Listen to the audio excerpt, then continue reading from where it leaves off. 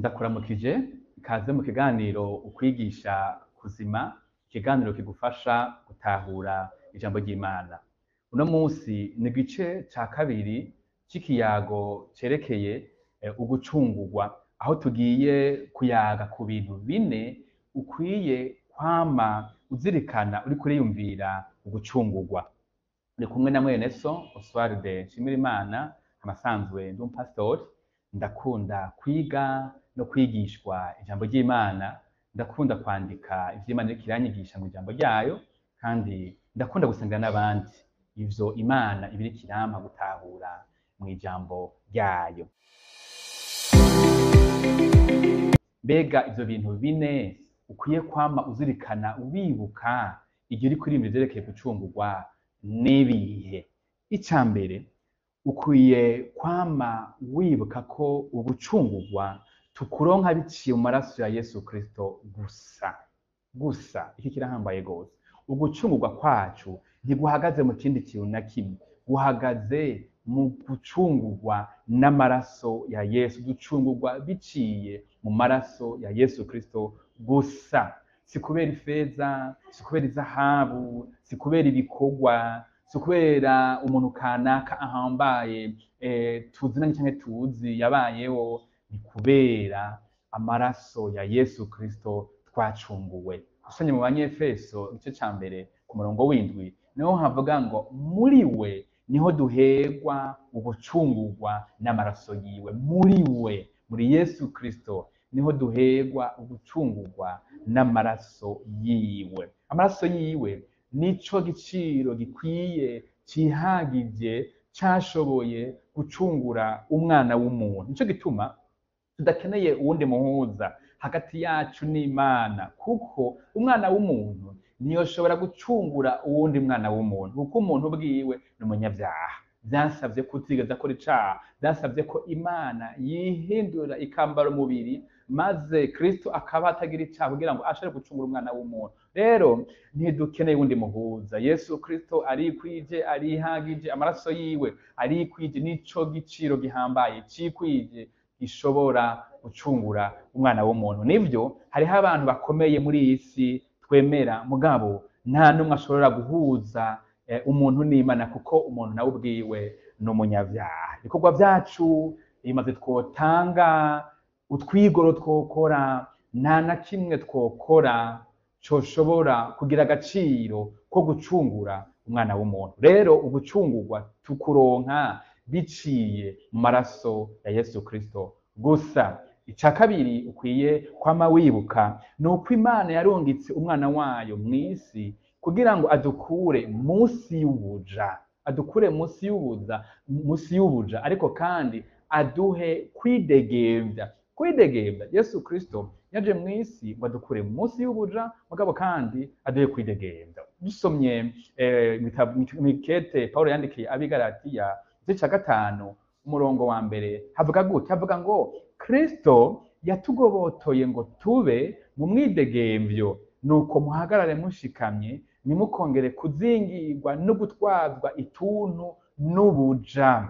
Icazanye Yesu Kristo mw'isi ni ukugira ngo tube mu mwidegemvyo, ntihagire umuntu yacunguwe yokongera kubaho atwazwa ituntu n'ubuja na Satani n'ivyaha n'ivyagizwe. Yaduhaye ngo tube mu mwidegemvyo, yitanze kugira ngo ntitwongere kubohwa n'ivyaha. Nico gituma kano kanya ukwiye kwibaza uti mbega nta caha coba kimboshe? Umenye ko Kristo Yesu yaje mw'isi kugira ngo aguhe kwidegemvya.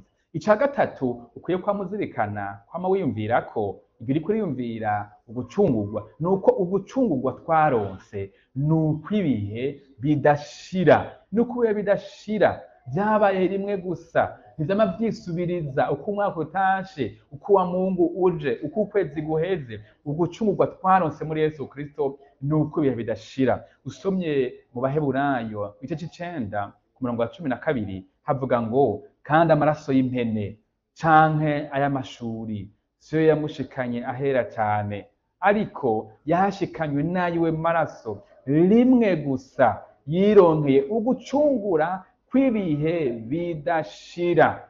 Muribuka yuko murazi yuko umuherezi yama agera ahera cane rimwe mu mwaka, kandi we nyene agatanga ikimazi uko umwaka utashe none aritangira ikimazi. Yesu Kristo ikimazi yatanze c'amaraso yiwe ntagitanga buri mwaka, ntagitanga buri kwezi, ntagitanga buri ndwi, yagitanze rimwe rizima, maze abamwizera bose baronka uburenganzira bwo kwegera Imana atabwoba kubw'amaraso Yesu Kristo yagize gute yavuye. Yesu Kristo yitanze nk'ikimazi rimwe nizima, aba arahejeje igikorwa yakoze kirikwije kandi kirihagije mu gucungura umwana w'umuntu, kandi rimwe rizima yaritanze maze umwana w'umuntu abona gucungura. Nico gituma umwizera wese ntazopfa rubi, ariko ahabwa ubugingo budashira atahandi bubonerwa atari muri Kristo Yesu.